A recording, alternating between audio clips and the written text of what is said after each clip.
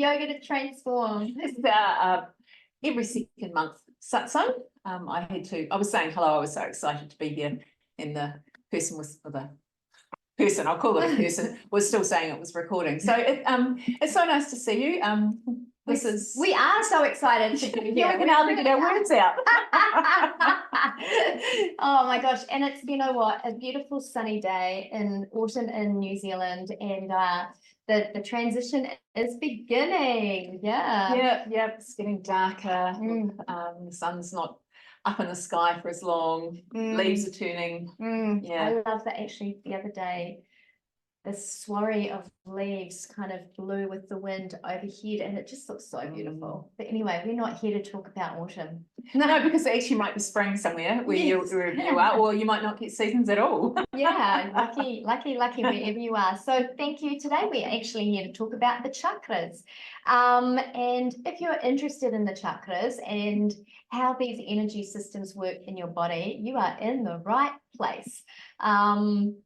And we're going to talk a little bit mostly about how to work with your chakras for harnessing your energy and really transmuting and transforming your life. Hey. Yeah. So it's, the natural pathways of energy in your body are swirling, or pathways, so they're moving up and down all the time. And of course, it's really important to think that you don't need to get energy from external sources. You actually have a resource of energy within you. And today, as we talk about how the chakras work in our bodies and those pathways of energy, you can actually harness something that's already inside you, perfect as you are. Absolutely, you are perfect just as you are. Yeah, that's our philosophy. So we are talking about the chakras because every year we do a women's wellbeing Yin&Pin series, and we are in the middle of that right now. And part of the women's wellbeing is working through the different energy centers in the body. So the pelvis area, so hormone harmony, the heart area, heart harmony, and the mind area, head harmony. Yeah. Get all those H's out. I know, all these H's. So that's why we're doing it. So to kind of link up with the head, the heart, and the hormones that we've been working with in our Yin&Pin, and to help the people who've been coming to those Yin&Pins understand a little bit more about what's been going on. And you might be saying, oh, I thought there were more chakras in that, or they were in different places or whatever. But I think the nice thing that we do with the Yin&Pins, and as we talk about it today with you, is that we, there's a congruence or a compatibility between the chakras that are in different parts of your body. And so you can actually think about them as a group and use them to harness harness your energy by using them. Absolutely. So before we start talking a lot, shall we do a bit of a centering meditation just to make sure that we're all centered and calm? And this is what we do before every yoga practice, even a satsang. So if you're sitting on the floor, you can take a comfortable seat, taking your thighs back and apart. Otherwise, place your feet on the mat, on the floor. So you stay back. Take your thighs back and apart. Roll the inner thigh in. Spread your upholstery, as Sarah Powell, who's coming to New Zealand on the 5th of April, will say. And let's just close your eyes and just begin to focus in on your breath. And as you breathe in, make sure that you're breathing in through your nose, all the way down into your belly. And as you exhale out through your belly, up the central line of energy. So imagine just a line of energy just in front of your spinal column, and exhale out through that process and out through your nose again. And inhale, just imagine that central line of energy as you breathe down into your nose. And then exhale out through the nose. So these chakras are energy vortexes, energy centers within your body. And we're just going to take a brief moment as we focus on our breath to focus on the different parts of our body that are the main kind of systems of your chakras. So as you Inhale this time, begin to inhale up through your feet, all the way up into your pelvis. And then as you exhale, exhale down through the bones of your legs from the pelvis, through your feet, all the way into the earth. As you inhale, imagine a bright red color, an earthy red color, moving up your legs.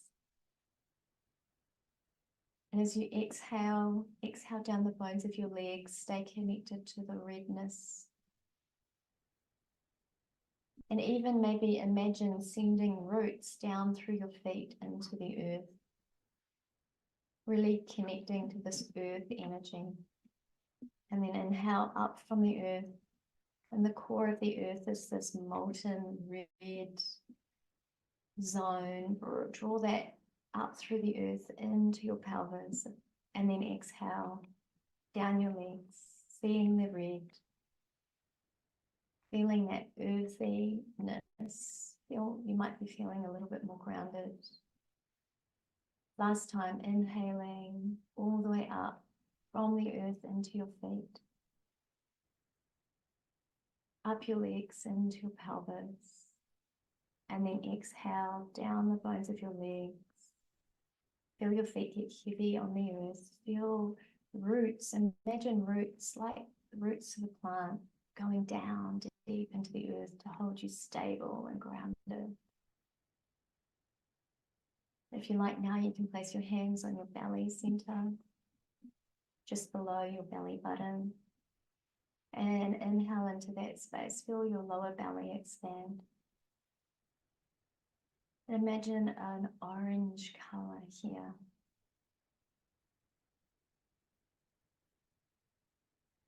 This is the sweet house. Breathing into this orange color. And this part of your body is the water element as well. So just imagine the flowing nature of water, the fluidity. Water is connected to creativity, your emotions. Keep breathing in that vibrant yellow, orange, sorry.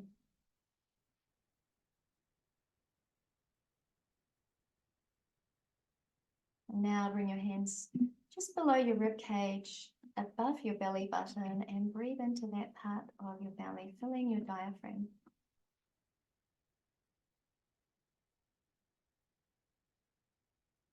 This is the Manipura chakra. Just breathing into this space, it's associated with the fire element. Imagine this bright yellow.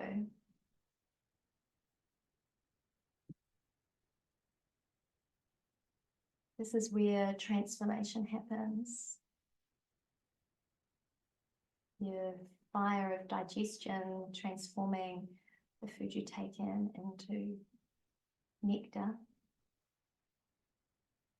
But also this ability for you to transform anything in your life. Breathing into that vibrant yellow, into that fire of transformation. Now bring your hands up to the chest. Breathing into your chest. This is the color green, associated with the air element. The air is movement and change, mobility. Breathing into this space, breathing into the green. This is the Anahata chakra. Translates as unstruck sound. As you connect here to your own heart, you can feel the beating of your own heart. And this, if you are sensitive enough, maybe even the sound of your own heart. This heart that beats without being struck. These lungs that breathe you, this heart, this whole system that keeps you alive.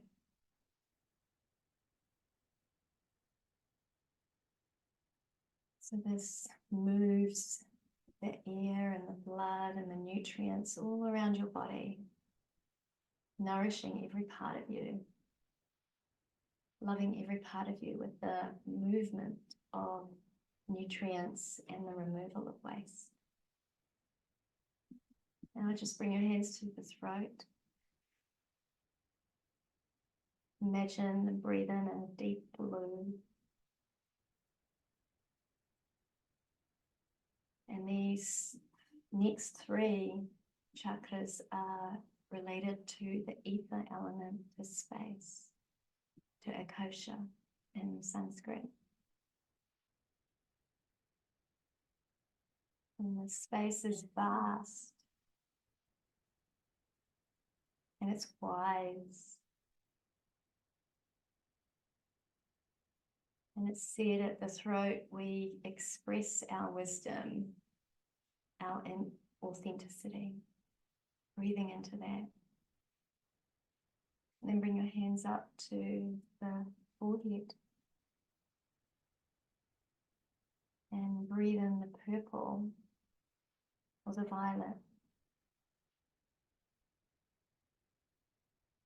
This quality of space. And space holds it all. It holds all of the elements, the earth, the water, the fire, the air. And there's more space than there is anything else. And when we breathe into this place, we're breathing into our ability to see clearly, to see without obstruction, to hear clearly.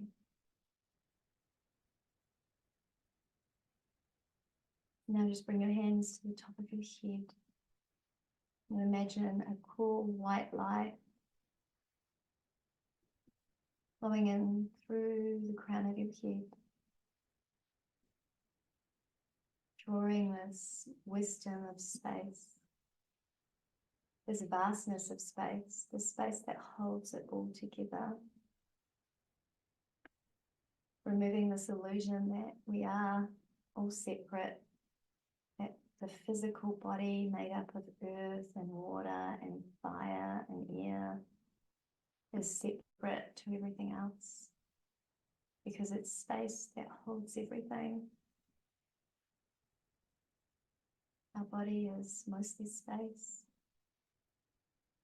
We move through space at one with it.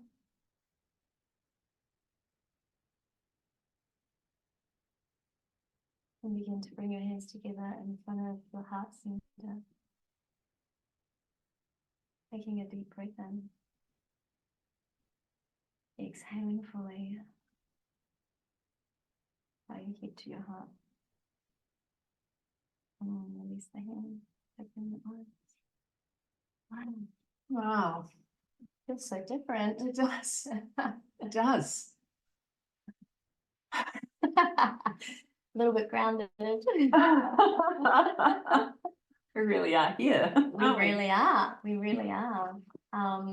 It's the power of meditating on these energy centers and connecting into them, and that is what the ancient yogis were doing when they were playing with these energy centers. Was, well, what can I create inside of me and outside of me by focusing on this element of air in my heart. What does that even mean? Yeah. Or earth in my legs. Yeah. It is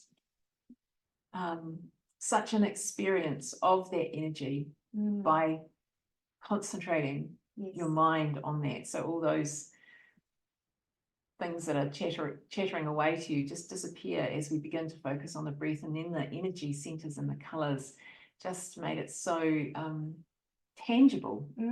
It's not, for me that time, it was, and usually it's not something, thing that we're just talking about. It's actually a felt experience. So yeah, hope let us know how it felt for you as well. Absolutely, absolutely. So so that here's the thing though, right? So chakras and yoga didn't exist before Tantra yogis existed. Okay. So the classical yogis, we'll call them that, the ones pre-Tantra, weren't interested in what was happening in your body, weren't interested in the energy systems flowing through your body. What they were interested in was disconnecting from the body and meditating their way up to connecting with a God that they thought was outside of them. So they were transcending the self to connect to God. Right.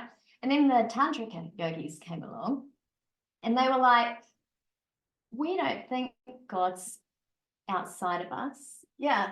We think God is within us. Yeah. So that's where, so the non-dual, yes, you might have heard that, it's quite a yoga-y thing, but the non-dual yes. approach is that there's not two things, me and God. No. But one and the same. Yes. God and me and God. Yes, exactly. We are one, right? And if you remember from the crown chakra piece, where we were talking about the space that holds it all, and that you think your body is separate, but it's not. It's all part of the one space being held. Yes. Yeah. Yes. Freaky, wakey, I know. Deep and meaningful. Yes. So they are spinning vortices of energy in the body, and you can typically those chakras are associated with those elements. But if you really want to, you could put the earth element in the heart and ground your heart if you're feeling like your heart is really unstable and flighty, and because change and movement. So if you have a history of, let's say, not holding on to girlfriends or boyfriends, right? Like they come and they go, there's a lot of change and movement in your relationships, then you might want to place some earth energy in your heart so that you can have grounded, stable, steady, nurturing relationships. Right. And so, yeah. Okay, I'm thinking along the same line. So therefore, if you kind of can't get your, say, we typically would say head together, so you can't actually hold down a job, or you feel like you have to move all the time and you're sort of feeling like you're connected here. So therefore, you'd probably need a little bit of earth grounding from the head as well, from the head down, because you're actually saying, well, actually I need to put roots in and stay in one place a bit longer, and maybe make a job last a bit longer, and what do I have to do? Because I suppose we're all trying to be the best version of ourselves. Yeah. And so grabbing hold of the energy that's already within us, which we just found out about and felt moment by moment with that meditation. Yeah.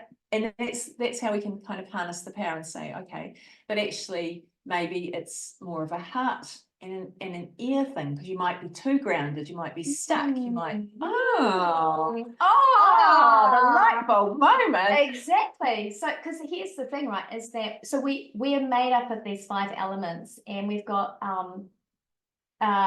we haven't actually got talks on the 5 elements, but we've got blogs on the 5 elements, and maybe we can do a talk on the 5 elements another time. So the whole world's made up of these 5 elements, including us humans, and it's, you get to then play like an artist, but molding clay. So when you breathe in, like you said, if you want to be more grounded and manifest more in the world, right, you need to connect to the manifestation current, which is bringing the energy down your body and stabilizing it and planting roots and, getting anchored and earthy and grounded, because you need to be in your legs and earthy to manifest. Yeah, right. Whatever it is. Look, but also you need the fire to take action to manifest as well, right? Yeah, that's right. Yeah. That's right. And you need to talk about it and be able to express yourself as well. So you've got the throat chakra going on as well. Yeah. But then if you want to be like liberating and, becoming all spiritual and, so then the liberation current comes up through your legs and out through the crown. So you're kind of moving more into space. But I think most humans probably need less liberation, more manifestation current. Like we're all in our heads quite a lot, right? Far too much, which is why yoga and these chakras are so important, because the physical practice of yoga calms the head, which dominates, and brings you into your body. Yep. And then the poses offer you different twists and squeezes and folds and extension, which is then manipulating those energy centers in your body. So even if your teacher, or we're not really talking about it in a particular class, you are actually manipulating those energy centers in your body whenever you do a practice. Every practice. So here's the thing, right? So the chakras, you have them, none of the yoga systems, if you read, like, we're not yoga scholars, but we have teachers who are. And if you read the yoga, the original texts, there's a whole lot of different chakra systems, right? So there's not like, in the Western world, we've landed on 7, right? 7 chakras, but actually most of them, they're 5 chakras because of the 5 elements. That's right. And then I've been working with people who say, well, actually, there's actually 2 more at least just above your head. So that's 9. Yeah. And then there's probably a myriad others. Well, there's some systems that say there's 21. There's some systems that say there's like 31,000 or something. Like, but because the chakras are vortexes of energy where they're called nadis, which are energy pathways that your prana moves through in your body. So imagine them like the blood vessels, where the nadis converge, right? So there are main ones, the pelvis, the heart, and the mind, where there's a lot of convergence of these energy pathways. But then there are other parts of your body, but they're in your hands, like it's everywhere, in your shoulder, around your back. Yeah. And that's right. And that's right. Just because we say here, actually your throat goes right round, and just because your heart, we think about it because we're facing this way with our eyes, but actually, there's a heart, that our heart chakra is right round and right through. Absolutely. So So when you're doing the yoga poses and practicing a yoga practice, you are moving, you're forcing, because hatha is strong, right? It's forcing the prana through the energy channels to clear any blocks that you have along the way, right? So that you become free. Yeah. Simple. I think we've gone off track. It's good. I think it's good. I think it's good. Because, well, I think we're being led by our bodies, really, aren't we? So we did that. And I am really interested to hear from you if you are watching this on a replay or this little snippet in a post, because how did you find that when you did that meditation with the colours and the energy and the flow of your breath? Because we're learners, we're totally learning, you know, and so we'd love to hear how it was in your experience as well. And I think that's the thing, right, is that the chakra system has been developed by amazing yogis who spent many hours meditating on their bodies and connecting into their bodies, so that they practice, like their experiences of subjective experience, a description of their experience, and then you will have your own experience when you're doing your own meditation. That's right. So it's not like a template where we say, yes, okay, this is what you should feel here, and this is what you should feel here, and this is the color you should use.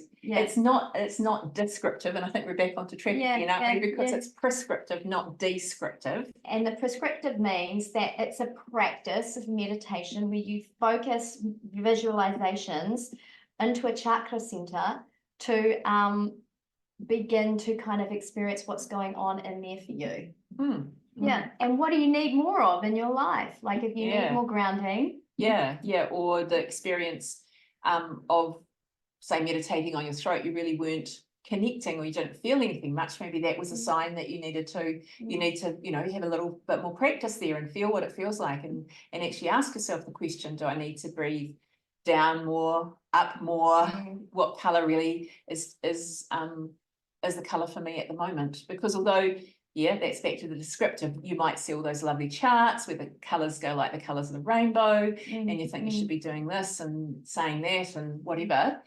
That's descriptive, but we want you to have the felt experience of it. Yeah, so that the prescription is meditate on the chakra with a mantra.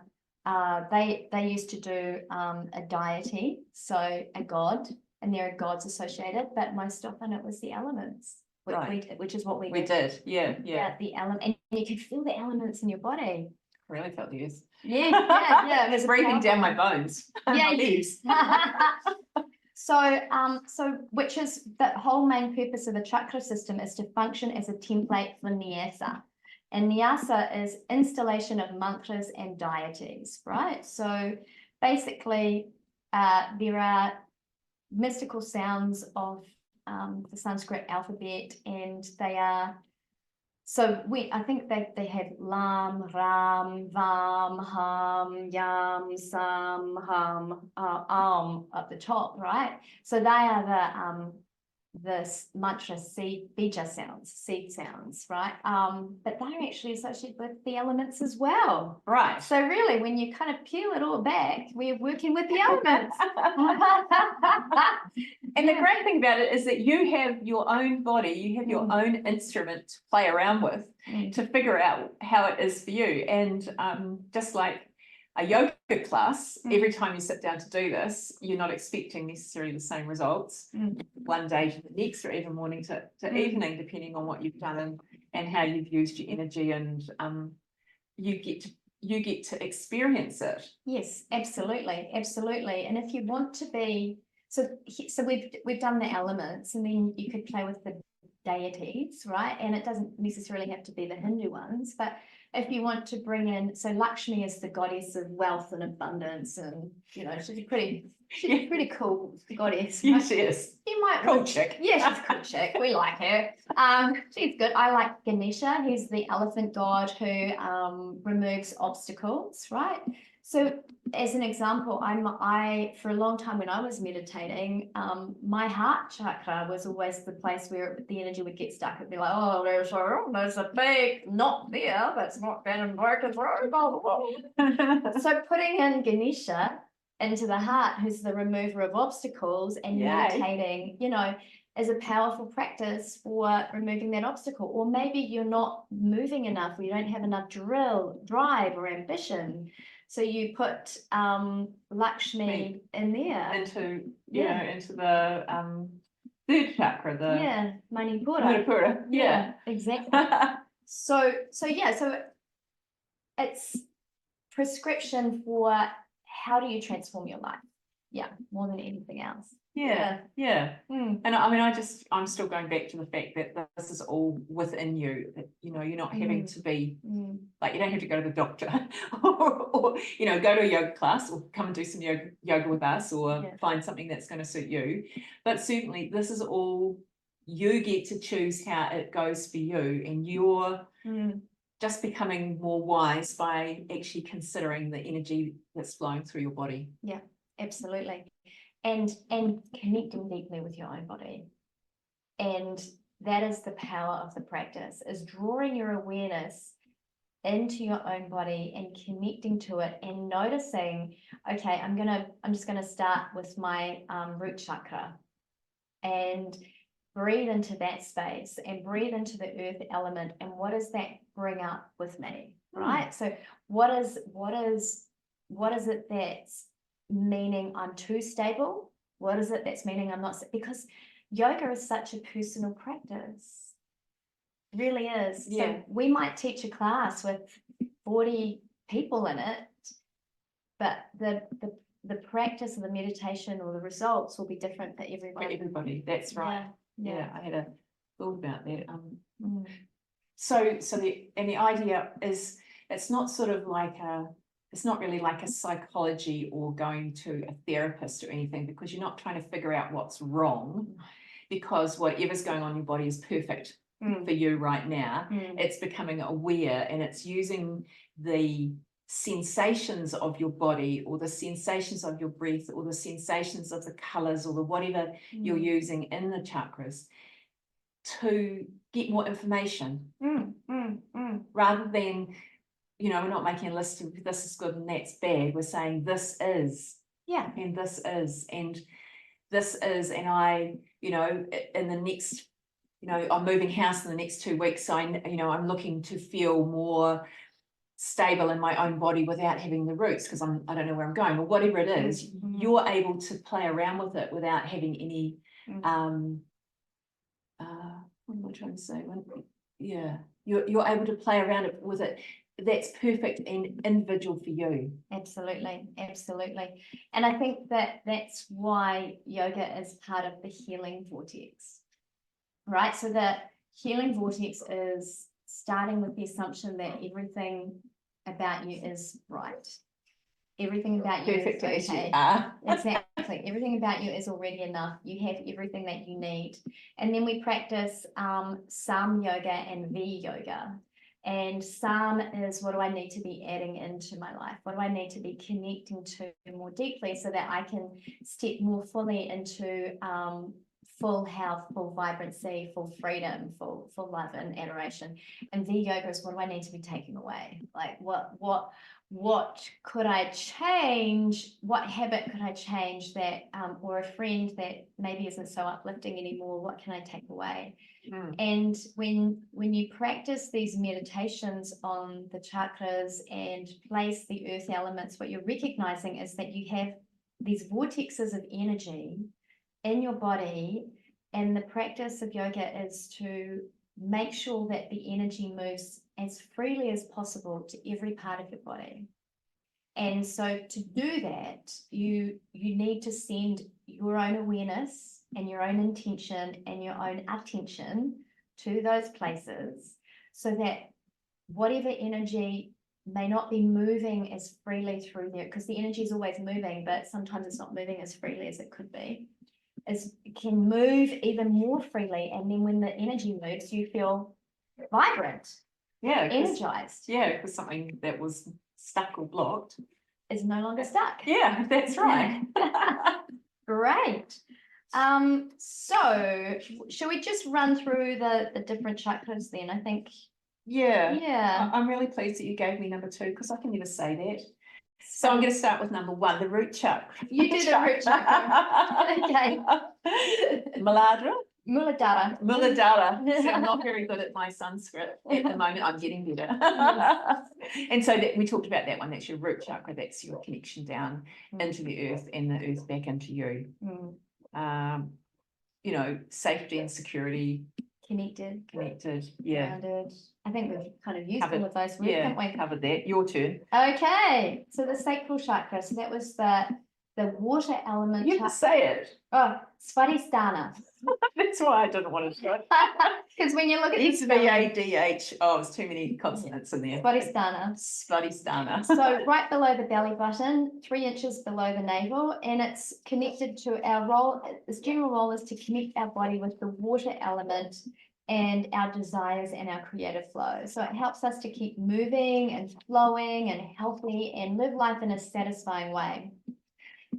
Yeah. Okay. So then I'm just going to say I'm moving to the next one. Yep. Or is there something else you're going to say? I was just going to say it governs relationships, all of that kind of stuff. So it's the flow. Yeah. Okay. You want to be flowing. Yeah. Particularly, anyway, I'm not going to say it. Go on. I was going to say go to the bathroom. So number 1s and number 2s. Yeah, making sure everything's working as it should. Absolutely. Over to you.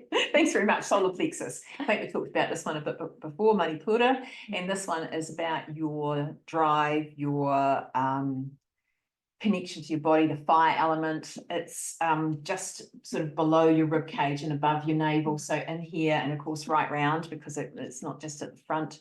To do with vigor, strength, making your mark in the world, keeps us strong, willful and confident, personal power, Yeah, I know. It's kind of, yeah, this is a tick one for me at the moment, I think, probably. Yeah, it's interesting because Manipura has been, well, you know, I think they've all been ones that I've had to work on, except for the top ones actually. I've been quite good up here, but the bottom ones not so good. But Manipura, and I remember, and I think I've said this so many times, is one of my yoga teachers, my first one.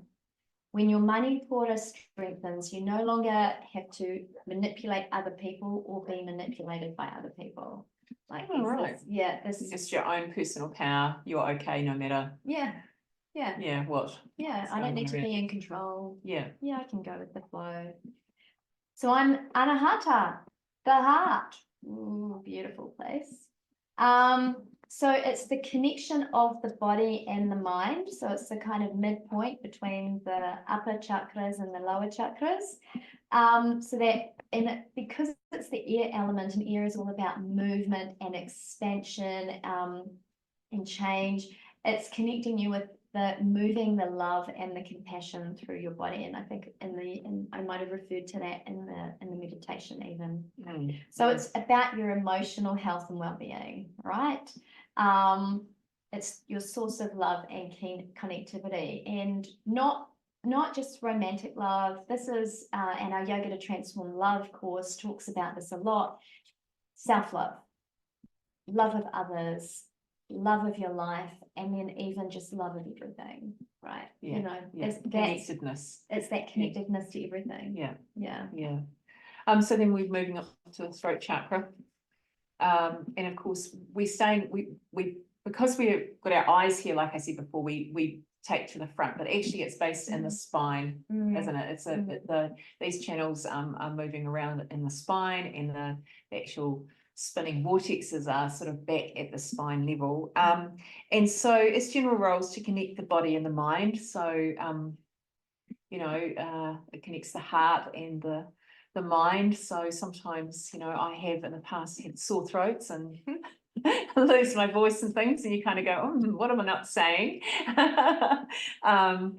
It helps purifying our thoughts and speech and expressing our truth.